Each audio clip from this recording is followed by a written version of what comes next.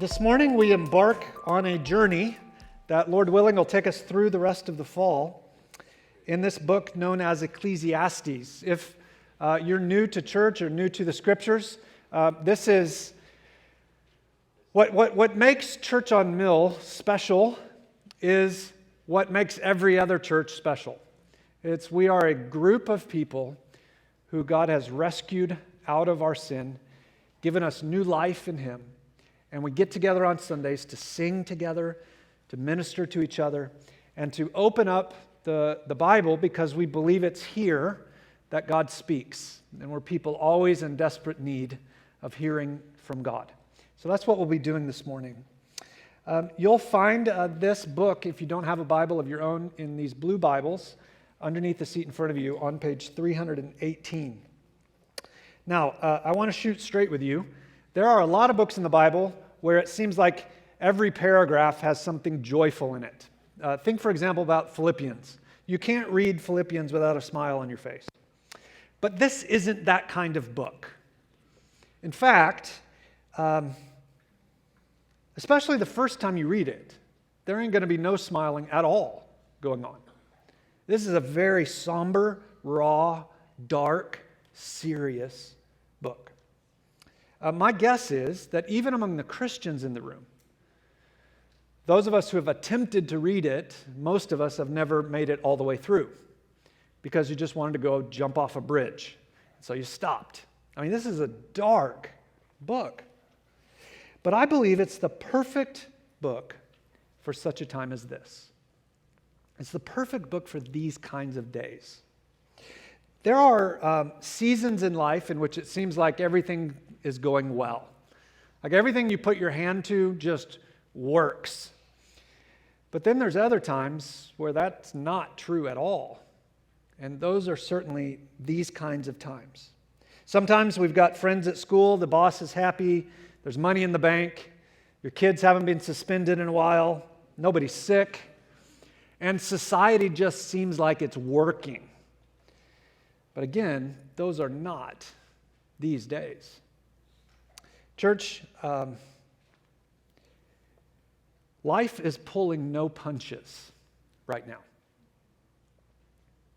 If you haven't felt some kind of existential exhaustion in the past 18 months, you might need to put a mirror under your nose because maybe you're not still breathing.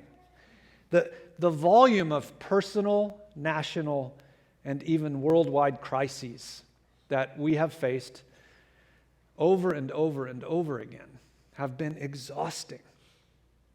And if you slow down long enough and set down your phone and really sit down in what's been going on, then dark thoughts quickly come in these dark days. Thoughts like, does life matter? Is this worth it? Is there any reason at all to do anything? And then if you don't distract yourselves, but take those thoughts to their natural conclusion, then you're left with some haunting assumptions. In the words of the great theologian Freddie Mercury, nothing really matters. Anyone can see. Nothing really matters. Don't act so holier than thou. You know it. Nothing really matters to me. Turns out that what that song teaches is actually exactly right. And it's what Ecclesiastes is going to tell us over and over and over again. That under the sun, life in this world has no lasting value or meaning. It is insignificant. You are insignificant. And that's why I think it's the very best book that God could give us to help each other learn how to live life in this world. In the world as it actually is. Not the make-pretend circus kind of life we try to prop up, but the way the world really is. Now, before we begin reading together in chapter 1, it's important to take just a few minutes, maybe 2 or 3 minutes, to say, here's what we're dealing with.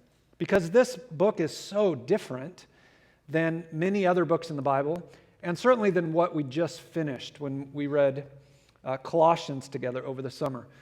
Colossians is a New Testament letter, and it follows the kind of orderly thought that most of our education, in the United States at least, is built on. But when we get to Ecclesiastes, we find something very, very different. Right out of the gate, we're going to jump into what can only be described as poetic agony. And it can feel incredibly jarring. And so it's important to understand how the book of Ecclesiastes works. Ecclesiastes is part of what's known as wisdom literature. There's a couple books in your Bible that are categorized in that way. And they hold up for us truth, but in a way that's quite different than certainly the letters in the New Testament. Wisdom literature is a bit mysterious. It's a bit fuzzy, if you will. And that's intentional. It's not designed for pat, simple, easy, Sunday school, Jesus answers. It's designed to provoke thought. Ecclesiastes is going to walk us up to the very cliffs of despair. And then it's going to say, look over the edge. And there's no guardrail. It's going to say, life is dark. It's scary. It's dangerous.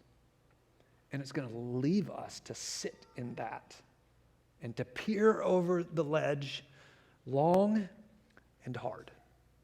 Now, if you're a thinker who you don't just sort of go through life blindly, but your mind is going, and if you're a thinker who, with some degree of regularity, every now and then you tend to have an internal breakdown, then you're already familiar with how Ecclesiastes works. But the rest of us, the ones who are not wired that way, this will feel especially jarring. In fact, you'll be tempted to not come the next 11 weeks. But I want to encourage you to come and look over the cliff. You need to. There's good things to be experienced with that view. Now, how do you get the most out of this series? Well, in this kind of literature, we're not going to get a nice, neat little package gift with a bow on it handed to us every week. We're more going to have to work our way through the whole book before we get to see Christmas, if you will, in all its glory. And so you got to be patient. But how can you make the most out of it? Well, we tend to think of learning, and therefore sermons, as though our minds are an empty bucket, and we come to church and somebody pours in knowledge, and then we leave full. But that's not the way Ecclesiastes works. Ecclesiastes is much more like we set aside the bucket, and instead you're handed a flashlight. And that flashlight is meant to be turned on, and we'll go on a journey together. We're going to go on a dark, twisted, pothole-filled route.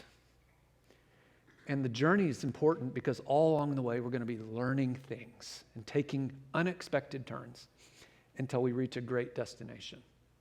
And so the way to get through this is to let it bother you, to feel provoked, to let the hair on your arms stand up and be a little scared of the dark. And let that light guide you to what the Lord would have for us.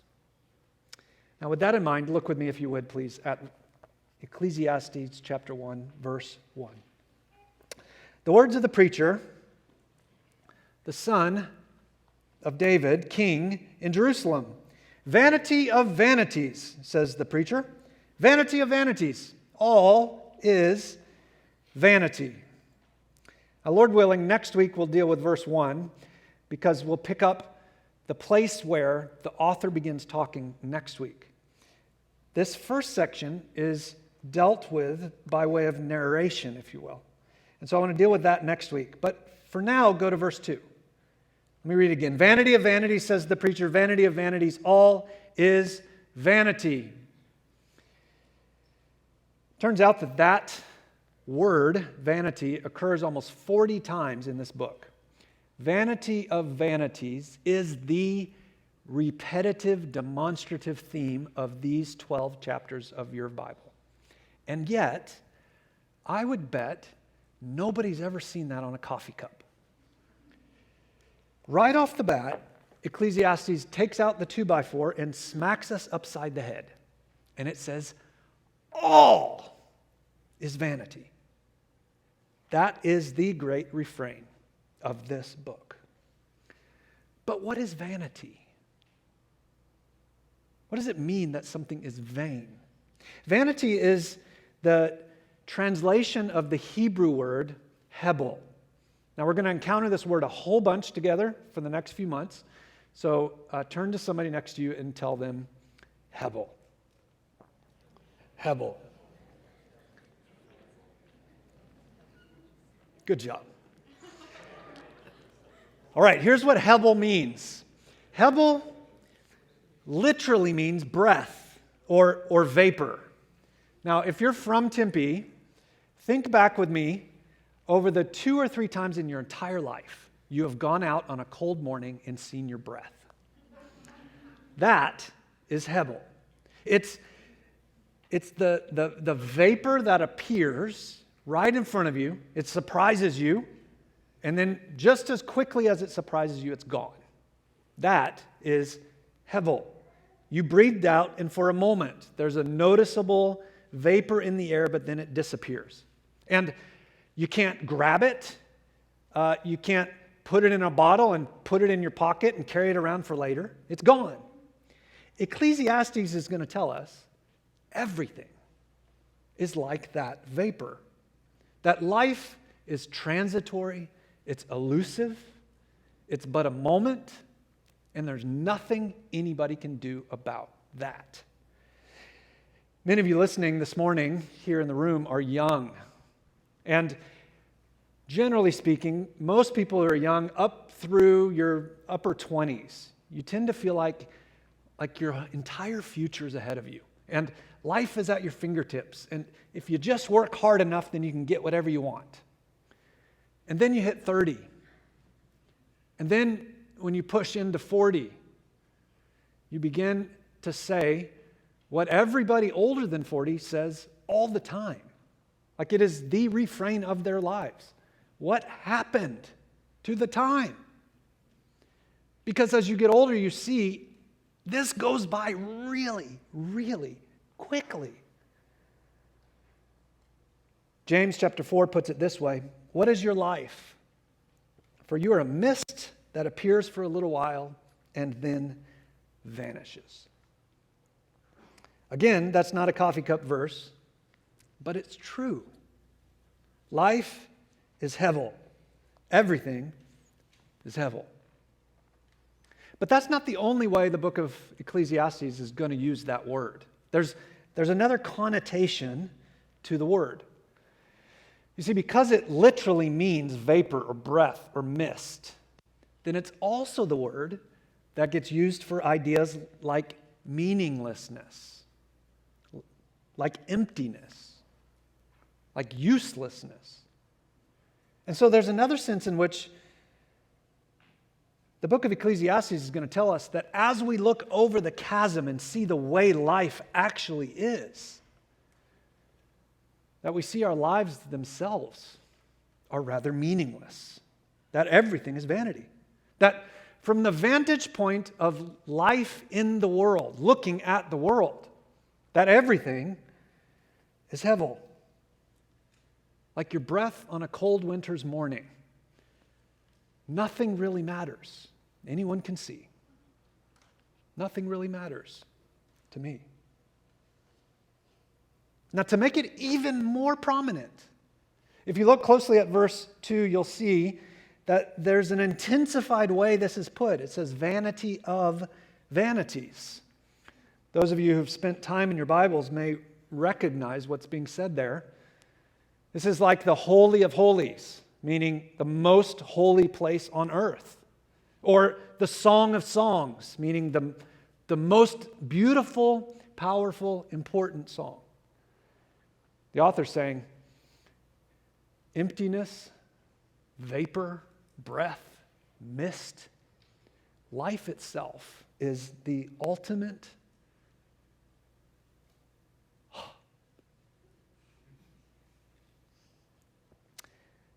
Who's encouraged you came to church today? Friends, Ecclesiastes is going to invite us to sit down and to do something that, frankly, very, very few of us probably ever do. And that is to sit in hard thoughts. To don't chase them away with YouTube, but rather to contemplate the things that matter the most. And that when you do that, when you look at them from the vantage point of the world, you'll see they don't turn out to matter at all. I believe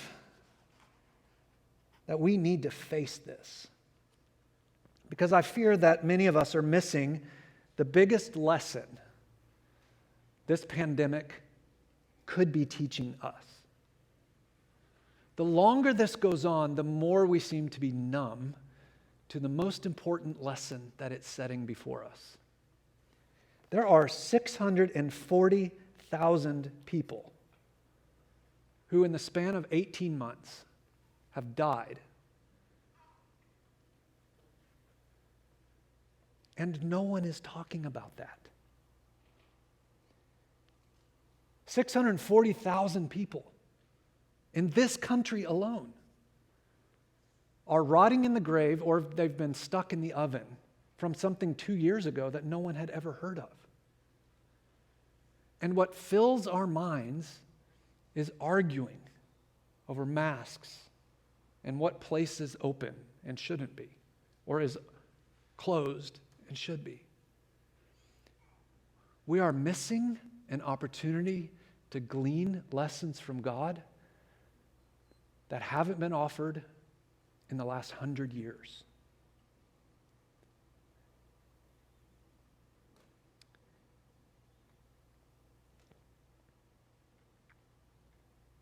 You may have seen pictures of places like Auschwitz, where Jews were lined up in lines they didn't know what they were being lined up for. To be stuck in gas chambers, to be slaughtered before they ever saw it coming. I fear we are like that. Mindlessly walking through life, missing the opportunity to see that the only way you ever find out how to really live is to face the fact of death. And that between now and death, from the standpoint of the world, nothing matters.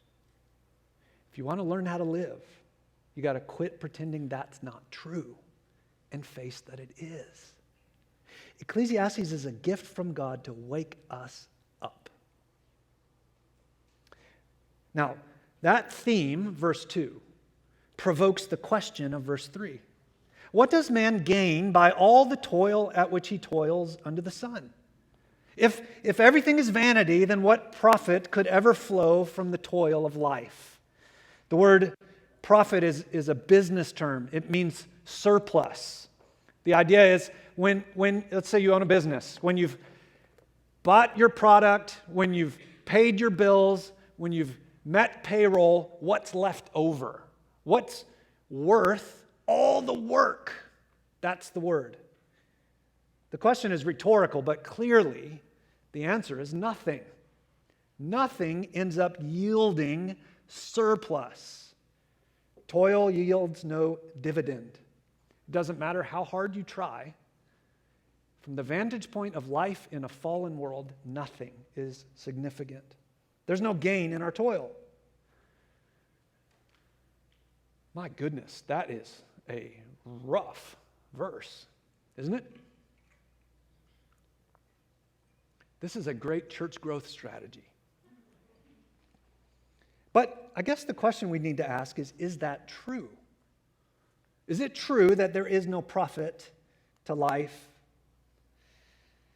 Well, verses 4 through 11 set out to convince us that life is pain without gain under the sun. Now, we don't talk much about this, but there are days in which we feel it. For example, that day when you have gone for months and months, maybe even years to work. You've worked diligently. And the joker in the cubicle next to you, he is just playing around. And when time for the promotion comes, he gets it and you don't. That's hevel. There's the days we feel it when we see Haiti still crawling back from its last earthquake a decade ago, only for another one to hit and wipe out entire communities again. That's hevel. We feel it when a loved one gets the call that it's chemo, it's cancer, and so surgery and chemo, and if it's really bad, radiation, only for 6 months later, it to be back somewhere else. That's hevel. Friends, you can stick your head in the sand and pretend this won't happen to you, but you're a moron if you do that. It's coming for you. Life in this world is hevel. There are no lasting benefits to this life. Life is pain without gain under the sun. Now, to drive home this truth, the author goes into a graphic poem meant to provoke thought. Let me read it, starting in verse 4. A generation goes, and a generation comes. Now, notice there that it's flipped the way we'd most often talk about this. A generation comes and a generation goes is what we would say. But do you see how it's turned on its head? What the author's subtly saying is, yeah, you don't matter. You see, you're going to die, so I'm going to already emphasize the next generation before you. But they're not going to matter either, because they're too going to die, and another one's going to come after them, over and over and over and over and over. But the earth remains forever. Verse 5, the sun rises and the sun goes down and hastens to the place where it rises. The wind blows to the south and goes around to the north. Around and around goes the wind, and on its circuits the wind returns. All streams run to the sea, but the sea is not full. To the place where the streams flow, there they flow again. All things are full of weariness. A man cannot utter it. The eye is not satisfied with seeing, nor the ear filled with hearing. What has been is what will be, and what has been done is what will be done. There is nothing new under the sun. Is there a thing of which it is said, see, this is new? It's already been in the ages before us. There is no remembrance of former things, nor will there be any remembrance of latter things yet to be among those who come after. And we all said, pass the Zoloft. This is dark stuff. The preacher points out in verse 4 that generations pass in successive waves. They just come and go and come and go. But the earth, as we look at it, tends to have this sense in which it endures.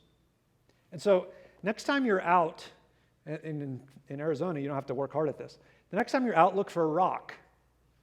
And look at that rock and realize that rock, that hunk of ore, is going to outlast you. In fact, you're going to be buried around a whole bunch of them. And they're going to last longer than you do. There's some encouragement. That's what the author's saying. The earth has a measure of permanence and constancy, but people come and go. But then if you read verses 4 through 11 slowly, it took me a while to see this. There's a certain sort of ebb and flow to it, making a particular point in a powerful way. Let me point it out to you. While the earth may possess some sense of permanence, at least relative to us, The author is telling us, notice though that nature is extremely busy doing the same thing over and over and over again and never actually getting any profit out of it. That's his point. He says the sun rises and sets only to do what? The same thing again. And it rushes to do it again, thinking the next time something will get accomplished, only for nothing to get done. Then the author went to the wind. What does the wind do? It blows and it blows and it blows. For what purpose? To what end? It gets nothing done. Or the streams. The streams rush down to the ocean only to evaporate up and repeat the process yet again. The sun, wind, and streams are all caught in a circular, repetitive, meaningless cycle. They work hard, and they never have anything left to show for it. Every day, it's just wash, rinse, repeat. The author's saying, look at your own life, friend.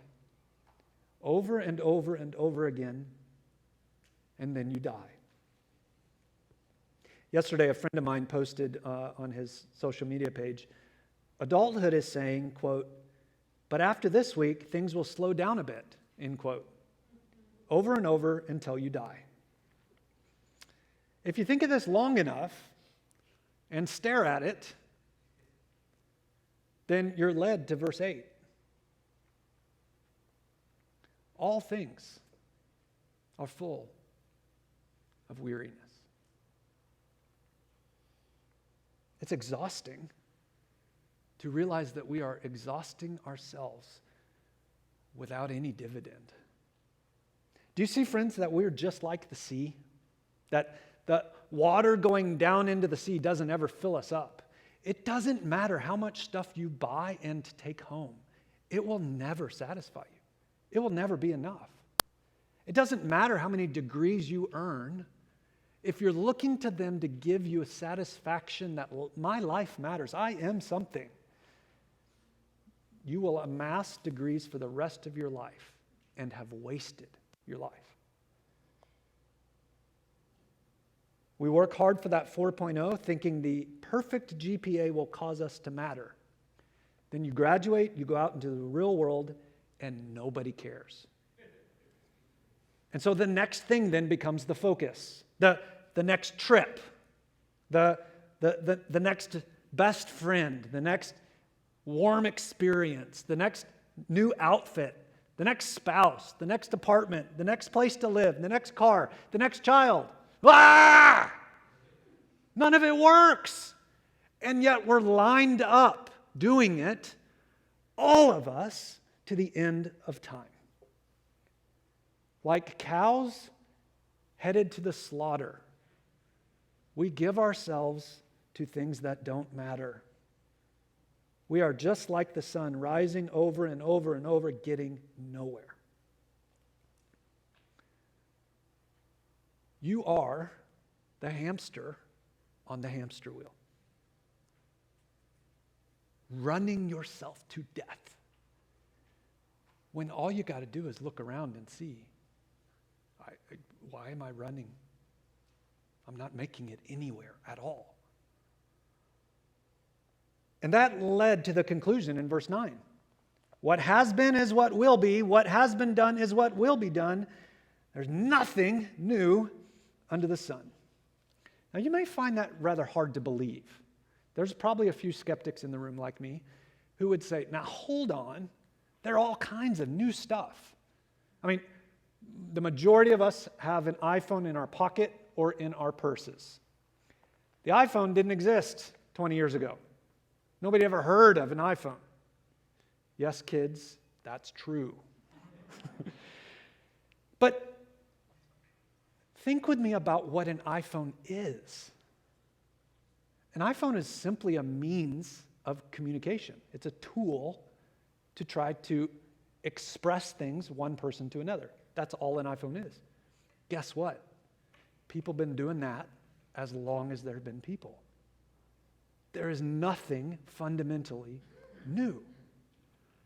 And yet, we prop up our lives in such a way that we're trying to convince ourselves, especially a young church in a town like this, in a nation like this. We think everything is sexy if it's new, and we think everything is new. Guess what? It's all got mothballs all over it. It's old. It's not new. Nothing is new. Now, I think you actually know this. Let me give you 2 examples. You know it when you listen to the news.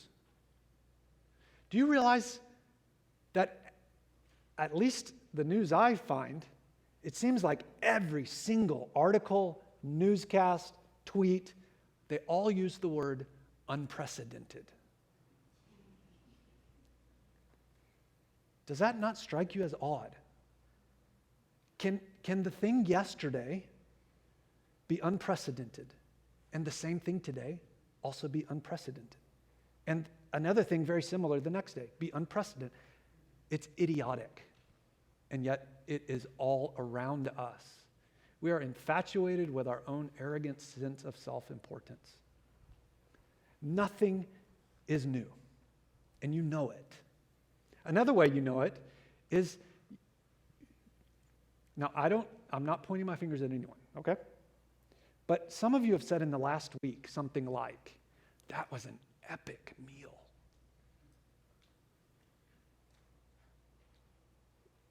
Friends, what happened to that meal a few hours after you ate it?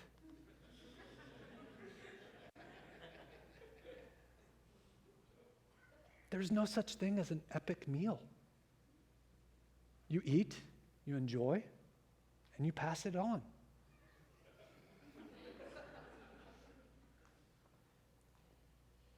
Like nature's endless cycle, we humans too live repetitive, pointless lives.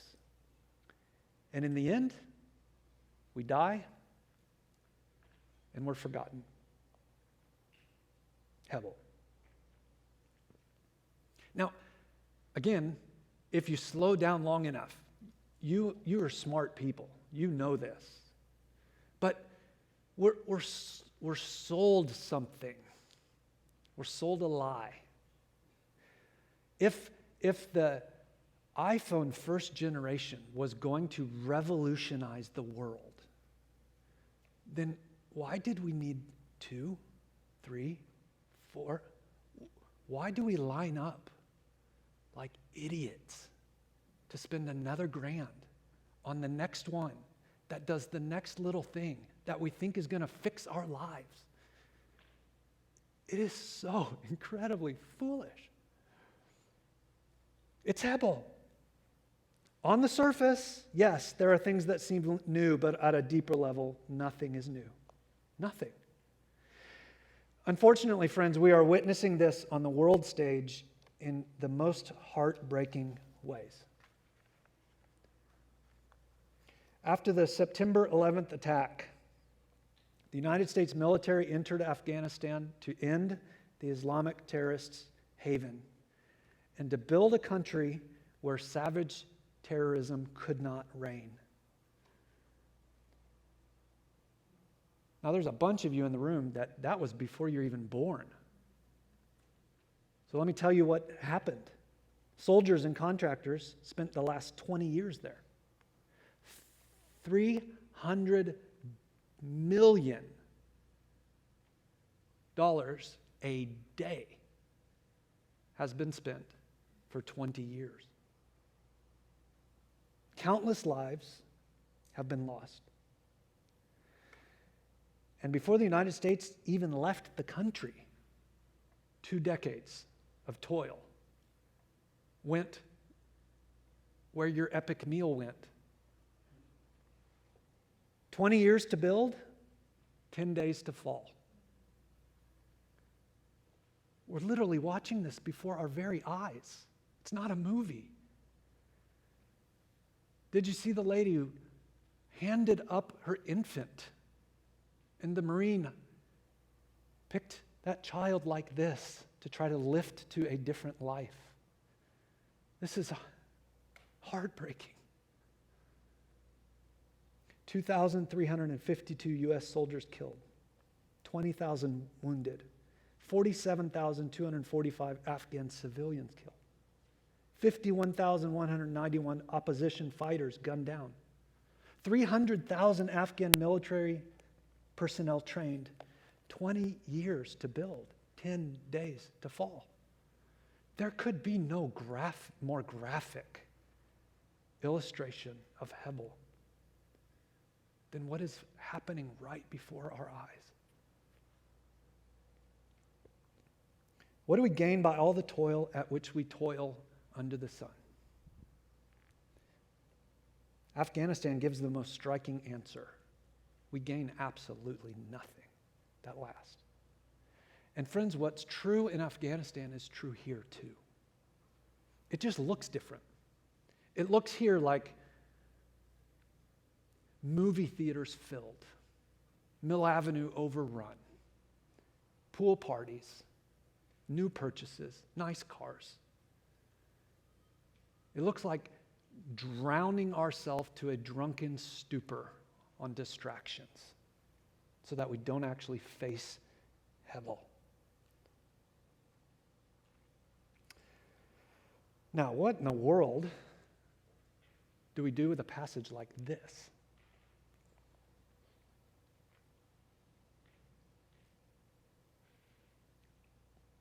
Do you remember those of you who are up around my age? You're good enough, you're smart enough, and doggone it, people like me. Motivational speaker then enters in. You remember this? How can you pull motivation out of this? What gain could there be in seeing that you live in a van down by the river?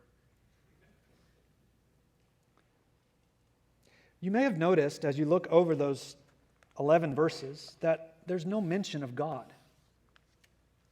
There's no overt reference to the one that this book is about here. 11 verses, no direct reference to God. It's as though he's absent. And even more troubling than that, the things the Bible often uses to encourage us to see the power, the presence, the provision, the grace of God, here they're turned on their heads. Here they're the examples of why life doesn't matter. Think, for example, of the way the Bible often references the created world.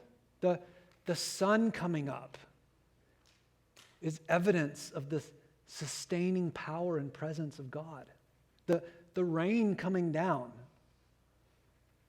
is an illustration, it's a gift of God's common grace, providing us with what we need. These are the great truths the Bible so often tells us so that we would understand the character of God. And yet here, they're the sign that life doesn't matter.